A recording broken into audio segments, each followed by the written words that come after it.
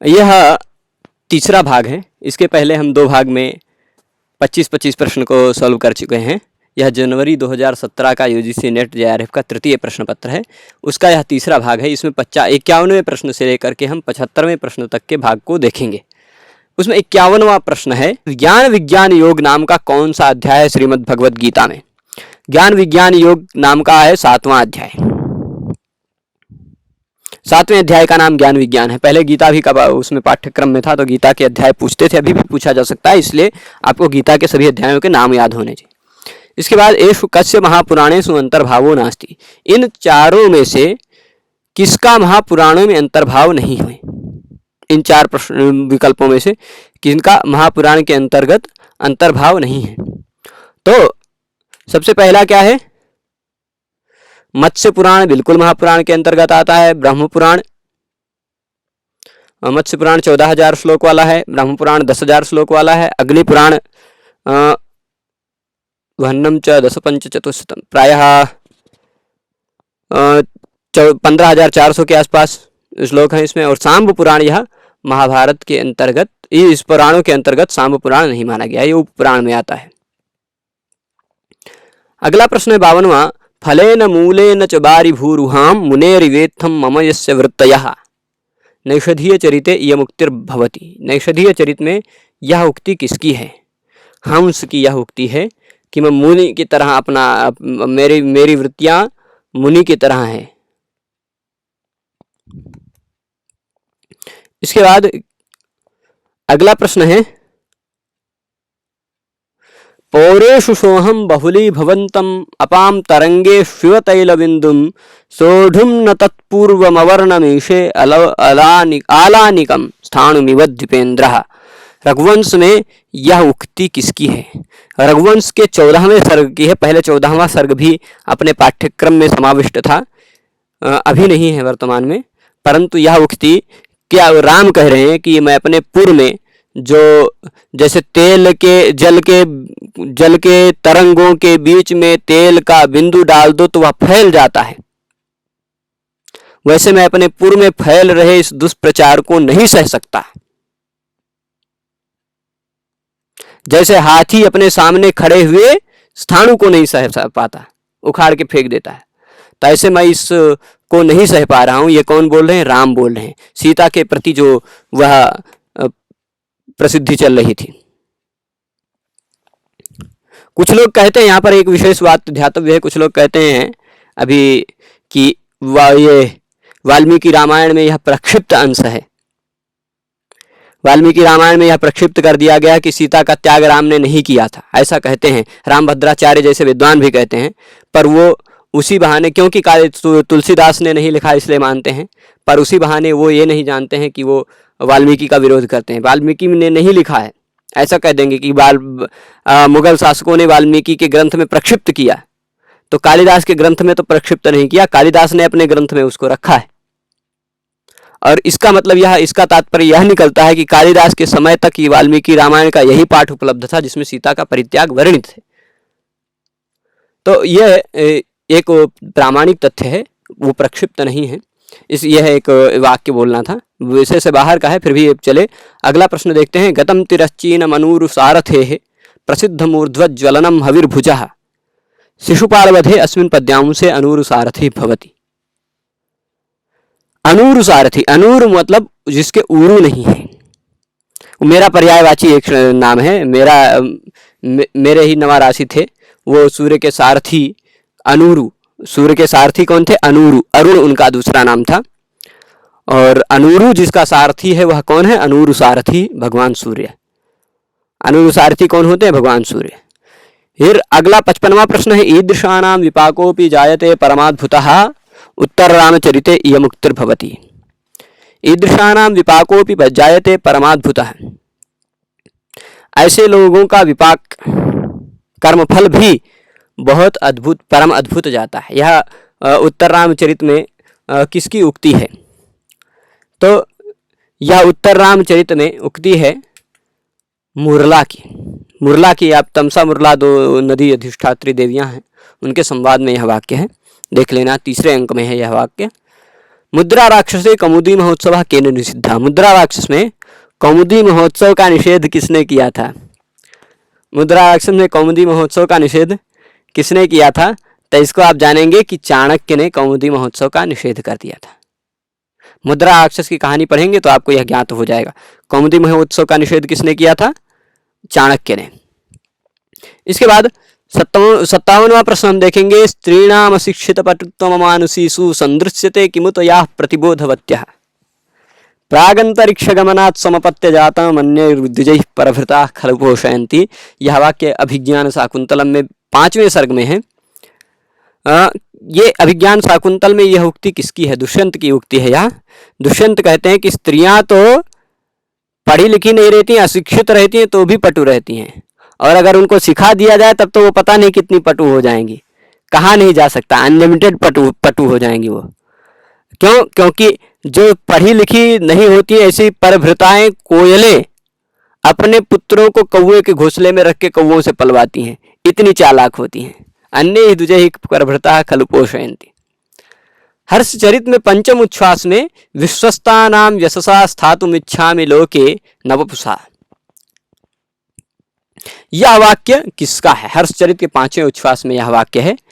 कौन बोलता है कि मैं विश्वास्त लोगों के यश से स्थित रहना चाहता हूं, अपने शरीर से स्थित नहीं रखना चाहता हूं। मेरा यश शेष रहे वो ठीक है, लेकिन शरीर रहे या ना रहे कोई बात नहीं। तो यह उक्ति किसने कही है?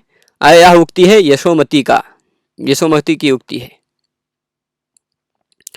फिर इसके बाद अगला प्रश्न है 59वां प्रश्न आप देखेंगे कि सूरिभिः कथितः इति विद्वत् उपज्ञेयम् उक्तिः अत्र विषये के तावत् आनंदमर्धन मते प्रथमे विद्वांसः।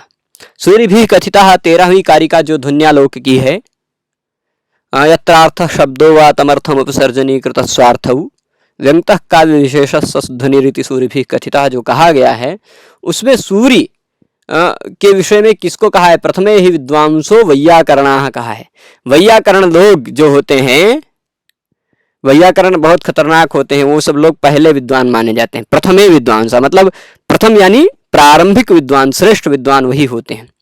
अगर विद्वानों में गिनती होती है तो सबसे पहले वैयाकरणों की गिनती होती है, वही वास्तविक विद्वान होते हैं, कहने का तात्पर्य है। अगला प्रश्न है 60वां। क्रियाया प्रतिषेधेपि फल व्यक्तिर विभावना। यह विभावना अलंकार का उदाहरण है कि क्रिया का प्रतिषेध हो जाए फिर भी फल की अभिव्यक्ति हो जाए, फल प्राप्त हो जाए, कारण ना हो, कारण का निषेध होने पर भी कार्य की सिद्धि हो जाए, वह विभावना अलंकार होता है। अगला प्रश्न है काव्य प्रकाश से, यह भी प्रश्न है। ग्राम तरुणम तरुण्या नवंजुल मंजरी सनाथकरम पश्यन्त्या भवति मुहुर्नितराम मलिना मुखच्छाया। काव्य प्रकाशे प्रथमोल्लासे श्लोकोऽयं कस्य काव्य भेदस्य उदाहरण रूपेण उल्लिखितः। किस काव्य भेद के उदाहरण के रूप में बताया गया है? यहाँ व्यंग्य तो है इस श्लोक में, पर व्यंग्य गुणीभूत हो गया है, गौण हो गया है। व्यंग्य की अपेक्षा जो मुख्य अर्थ है कि अपने गांव के तरुण को जब तरुणी ने वंजुल मंजरी की लता को हाथ में लिए हुए देखा तो उसके मुख की छाया नितराम मलिना हो गई। यह जो अर्थ है यह वाच्यार्थ ही ज्यादा चमत्कारी है। व्यंग्य जो प्रकट होता है इसमें से कि उसने लगता है संकेत दिया होगा जाने को लेकिन जा नहीं पाई, यह जो व्यंग्यार्थ है वह गौण है। इसलिए गुणीभूत व्यंग्य काव्य जो मध्यम काव्य का दूसरा नाम है उसका यह उदाहरण है। अगला प्रश्न हम जानेंगे। दश रूपकानुसारेण अल्पमात्रं समुद्दिष्टं बहुधा यद विसर्पति फलावसानं यच्चैव। बहुत अच्छा प्रश्न है। यह क्या कहा जाता है? 10 रूपक का यह प्रश्न है कि अल्पमात्रं समुद्दिष्टं,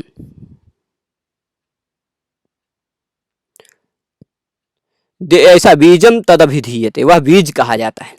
बीजम तद अभिधीयते, जो बीज देखिए, बीज छोटा सा होता है, अल्पमात्र होता है, लेकिन बीज को, छोटे से बीज को डाल दीजिए तो कितना हो जाता है? बहुत विशाल हो जाता है। अल्पमात्रम समुद्दिष्टम, वह बहुधा विसर्पति, बहुत सारा, बहुत फैल जाता है, और उसमें अंत में, अवसान में क्या मिलता है? फल मिलता है कुछ ना कुछ, वह बीज कहलाता है।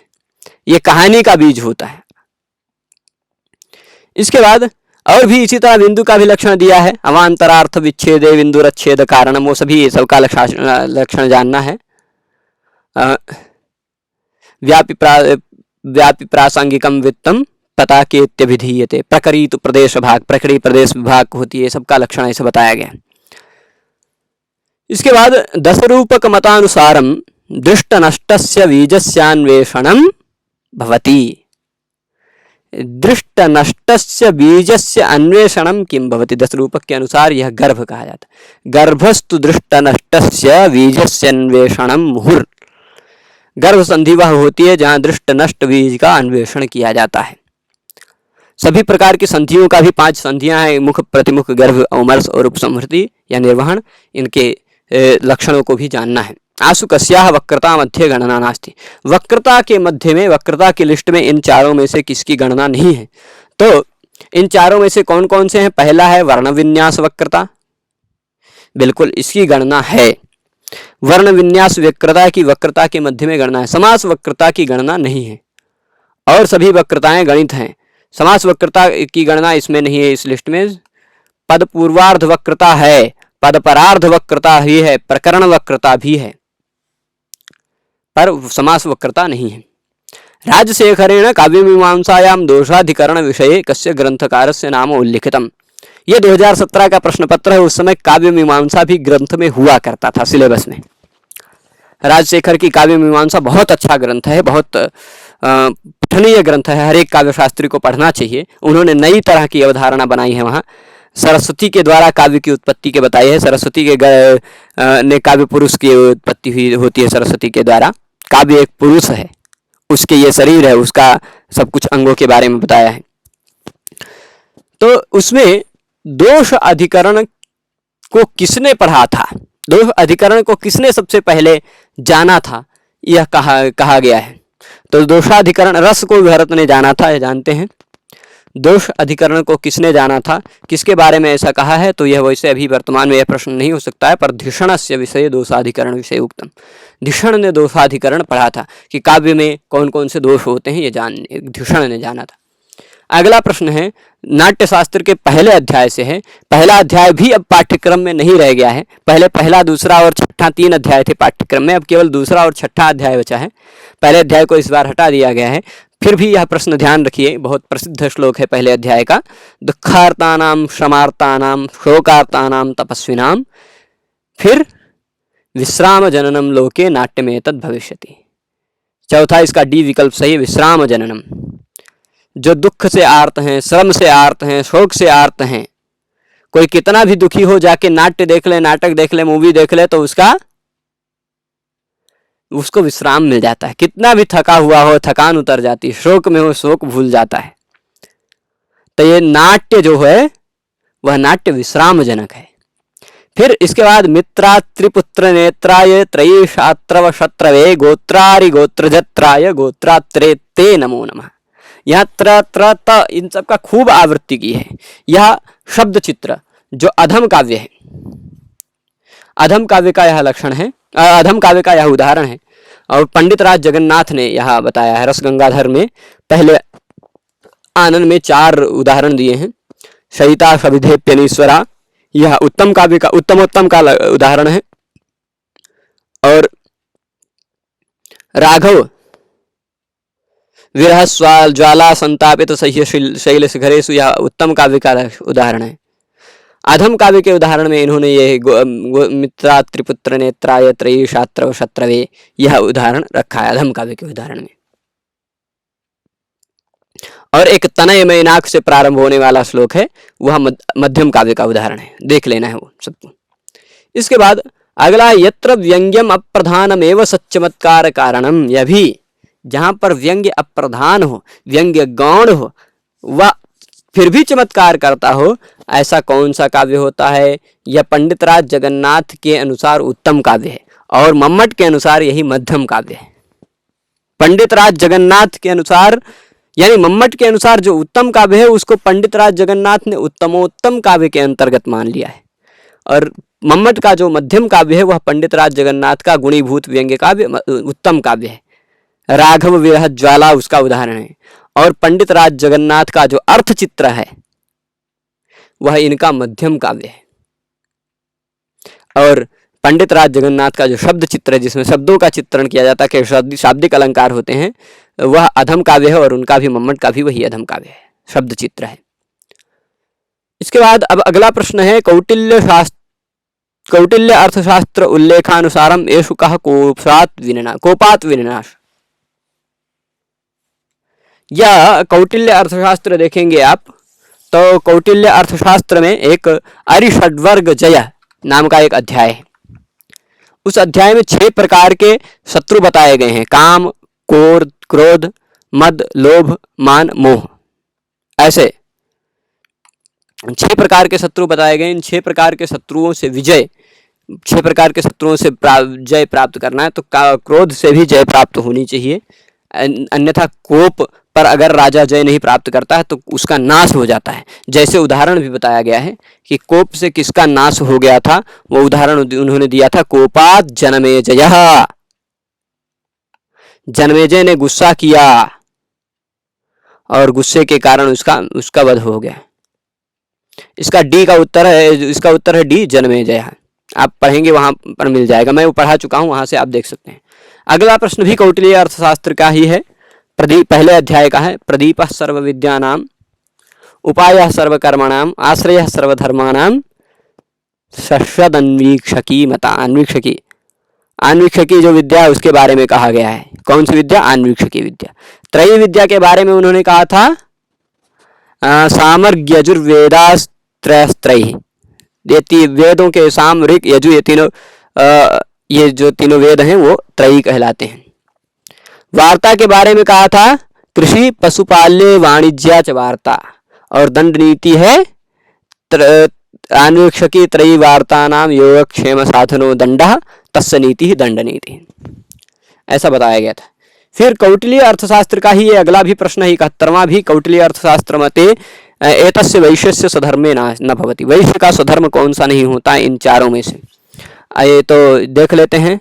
याजन देख लेंगे, बहुत ही सामान्य प्रश्न है यह।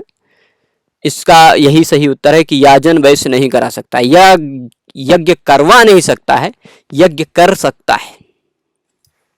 मतलब किसी पंडित को बुला के वह यज्ञ कर ले, पर खुद पंडित बन के यज्ञ करवाने नहीं जा सकता। याजन नहीं कर सकता, यजन कर सकता है, दान दे सकता है, पढ़ सकता है, सभी और तीनों कार्य वैश्य कर सकता है, पर याजन यानी यज्ञ करवा नहीं सकता है पंडित बन के। अगला प्रश्न है, याज्ञवल्क्य मते गृहीत वेतन कर्म त्यजन। अगर कोई व्यक्ति गृहीत वेतन है, मतलब कोई काम करना है उसको, उस काम के बदले उसने वेतन भी ले लिया है, फिर भी काम छोड़ देता है, तो उससे कितना दंड ले लेना चाहिए याज्ञवल्क्य के मत में? उससे उसका दंड कितना ले लेना चाहिए? उसका दुगुना पैसा वापस ले लेना चाहिए। द्विगुणम आवहेत, उसका दुगुना वापस ले लेना चाहिए। ठीक, अब इसके बाद 3 प्रश्न बचे हैं। एक है, स्मृत्योर विरोधे न्यायस्तु बलवान व्यवहारतः, अर्थशास्त्रात्तु बलवत् धर्मशास्त्रमिति स्थितिः। कि स्मृतियों का अगर कहीं विरोध हो जाए तो न्याय बलवान है, और न्याय किससे बलवान है? व्यवहार से। और अर्थशास्त्र से बलवान कौन है? धर्मशास्त्र। धर्मशास्त्र सबसे बलवान है। और फिर धर्मशास्त्र में धर्म के बारे में बताया गया है, उसमें भी सबसे बलवान फिर आगे आएगा श्रुति को बताया गया है। फिर इसके बाद मनु संहितानुसारम एषु कस्य क्रोधज व्यसने गणनम न भवति। क्रोधज गुस्से से उत्पन्न, अगर गुस्सा है तो गुस्से से उत्पन्न होने वाले जो व्यसन है वो क्रोधज व्यसन कहलाते हैं। गुस्से से कौन सा व्यसन नहीं हो सकता इन चारों में से? तो इसका सही उत्तर यही है, पहला ही है, दिवा स्वप्न। आपको गुस्सा आएगा तो क्या आप दिन में भी सपने देखने लगेंगे? ऐसा तो होता नहीं, इसलिए यह क्रोधज नहीं है। और बाकी तीनों क्रोधज व्यसन हो सकते हैं। वाक पारुष्य मतलब आपकी वाणी में कठोरता आ जाएगी। आप गुस्से में हैं तो आपकी वाणी में पारुष्य यानी कठोरता आ जाएगी, ये क्रोधज व्यसन है।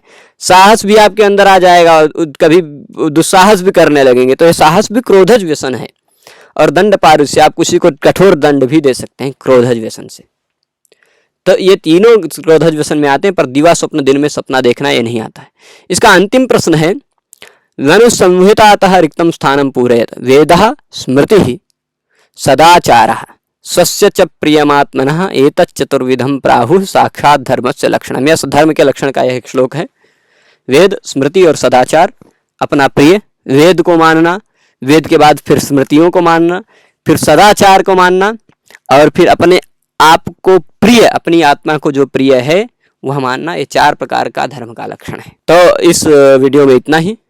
पूरा प्रश्न पत्र देखने के लिए धन्यवाद। नमस्कार।